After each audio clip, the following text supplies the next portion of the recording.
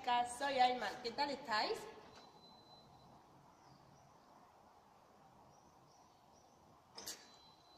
Yo os ayudaré con vuestro trabajo de historia. Os voy a ayudar con las escuelas monásticas. Las escuelas monásticas. El monasterio estaba formado por dos partes, la parte interna y la parte externa. La parte interna estaba dedicada a la vida claustral, formado por caseríos donde había viviendas, iglesias, criados. La vida monástica giraba en torno a la figura del abad, que además de dedicarse a los monjes, era el encargado de las escuelas. La escuela interna estaba formada por niños de 7 años, hijos de los nobles, y la escuela externa era una institución laica formada por los hijos de burgueses y aldeanos. Según ordena el Concilio II de Toledo, aquellos niños a los que sus padres dedicaran al oficio clerigal, a los 18 años se les preguntaría si querían casarse o no, igual que el Concilio X, que los niños no podían ser entregados a la religión si no era antes de los 10 años. A partir de los 10 años sí. Espero que os haya ayudado con vuestro trabajo y mucha suerte.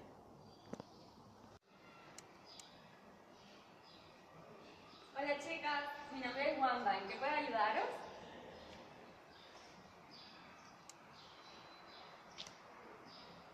Vale, pues os hablaré sobre las escuelas episcopales. El clérigo sería un profesional de la cultura y de la religión. Las escuelas episcopales más notables fueron las de San Isidoro, Saleando y San Bracario. En las escuelas episcopales la instrucción de clérigos alcanzaba un nivel superior, aunque se vieron diferencias significativas entre unas escuelas y otras, puesto que cada obispo organizaba a su criterio y voluntad los estudios. Esperemos que mi vecina Ayma y yo os hayamos ayudado en vuestro super trabajo. Hola de nuevo. Ahora nos gustaría explicaros los procedimientos, los métodos y los objetivos de la enseñanza. Una gran masa de la población era analfabeta. La ignorancia debía ser evitada por los presbíteros, cuya función era impartir doctrina.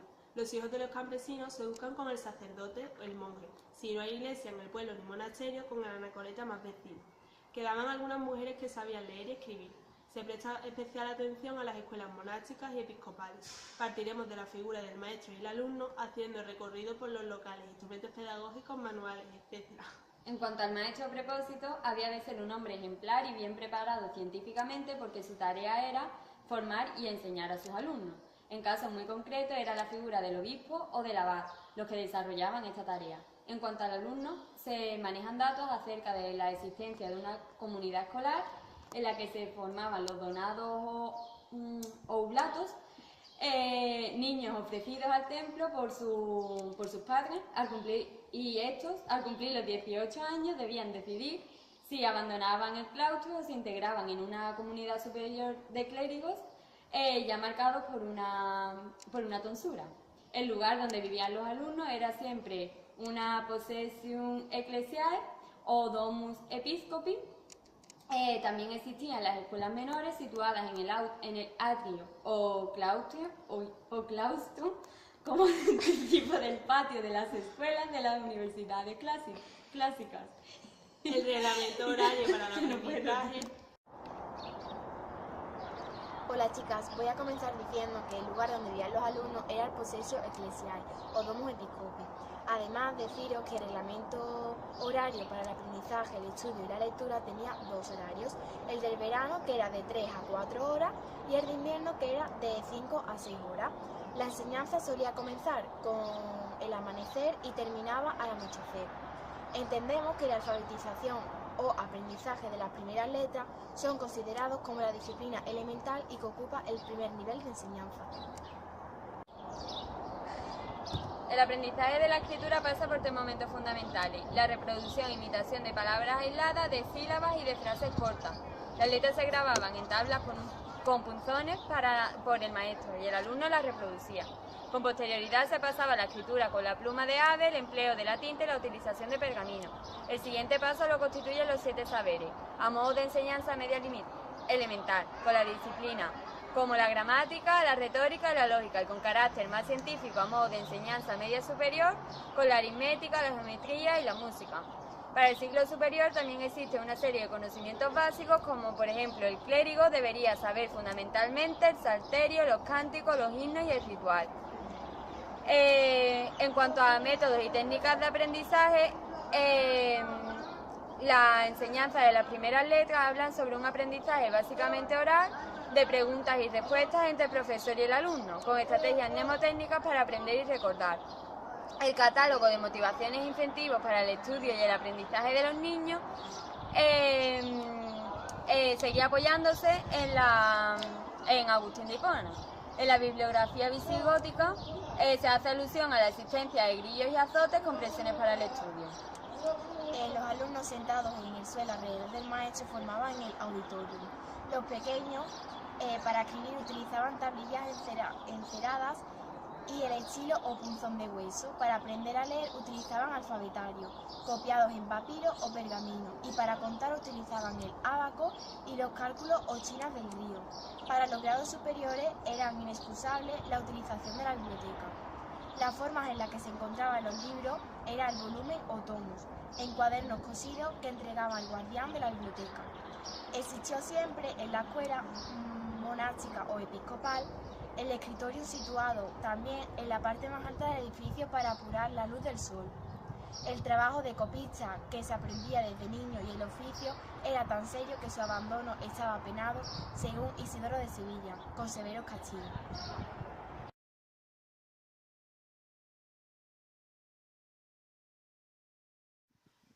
San Isidoro nació en Sevilla en el 560 y murió en el 636. Siguió la línea política, eclesiástica y cultural. Fue hombre de acción y de estudio. Sus obras son numerosas y sobre temas diversos. A este fin escribió obras de carácter histórico y pedagógicas, como las etimologías, obra importante y conocida en toda Europa durante un milenio, que influyó en temas educativos. San Isidoro significa en la cultura medieval la recopilación y transmisión del saber de su tiempo. Es uno de los autores más citados durante la Edad Media. Si bien se le ha considerado entre los grandes educadores de la Edad Media por su labor educativa, fue el último padre de la Iglesia y, al mismo tiempo, el primer filósofo propiamente medieval. Las obras más relevantes de San Isidoro es las etimologías. No me lo puedo creer. No me lo puedo creer. Su obra más importante, las etimologías, una verdadera enciclopedia de conocimientos de todo tipo.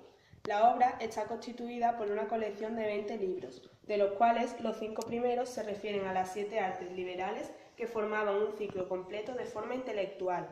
Su intención era redactar una obra en la que de forma breve y sencilla pudiera hablarse de lo que él creía importante del saber del pasado. Resume y sintetiza los textos al máximo, dejándose guiar más por su interés escolar y didáctico. El impacto de las etimologías fue notable. La buena acogida fue semejante en España.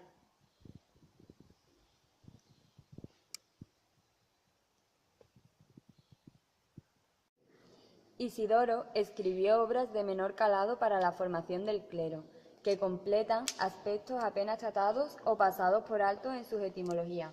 Son las siguientes: libro de las diferencias o propiedad de las palabras, los oficios eclesiásticos, cuestiones del Antiguo y del Nuevo Testamento, exposiciones de los místicos sacramentos o cuestiones del Antiguo Testamento, la fe católica en el Antiguo y Nuevo Testamento, Chronicon Institutionum Disciplinae.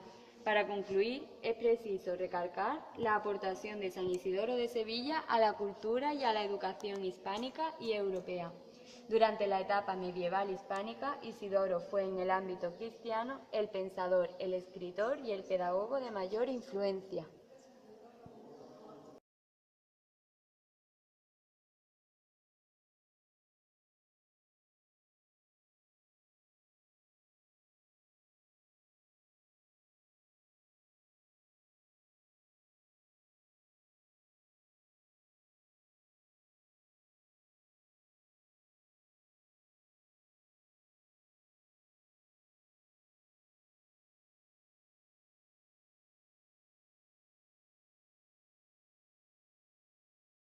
Ya.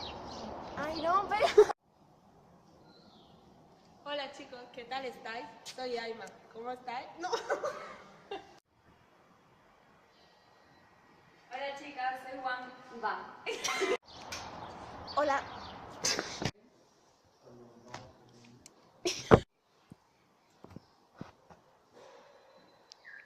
¡Tierdeo, tierdeo! aprendizaje de la escritura pasa por 3 momentos fundamentales, que son la reproducción e imitación de las palabras aisladas, de sílabas y de palabras y frases cortas. Las letras se grababan en las tablas de cera con los punzones por el maestro y el alumno las reproducía. Ya.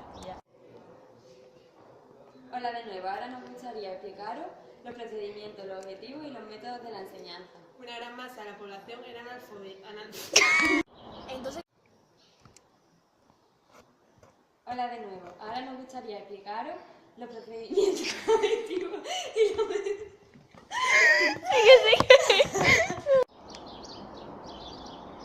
El aprendizaje de la escritura pasa por momentos. perdón, tía, Hola chicas, soy Wamba, ¿en qué puedo ayudaros?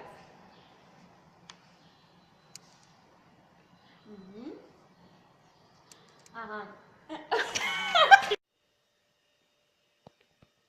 Hola chicas, soy Irene. Como sé que Wamba y Ayman os han hablado de las escuelas episcopales y monásticas, yo os voy a hablar de la escuela palatina. Vale, más fuerte, perdón. Una gran masa de la población era analfabeta. La ignorancia debía ser ignorada por los presbíteros, cuya función era...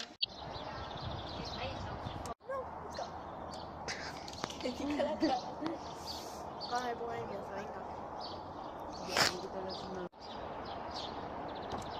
Además, para escribir utilizaban tablillas encerradas. Perdón. ¿Qué estás diciendo? Es que antes no veía ni un carajo. El aprendizaje de la escritura pasa por 3 momentos fundamentales. La reproducción e imitación de las palabras... ¿Qué ha pasado? Hola chicos, ¿qué tal estáis? Soy Aima. Hola chicos, soy Ayman. ¿Cómo estáis?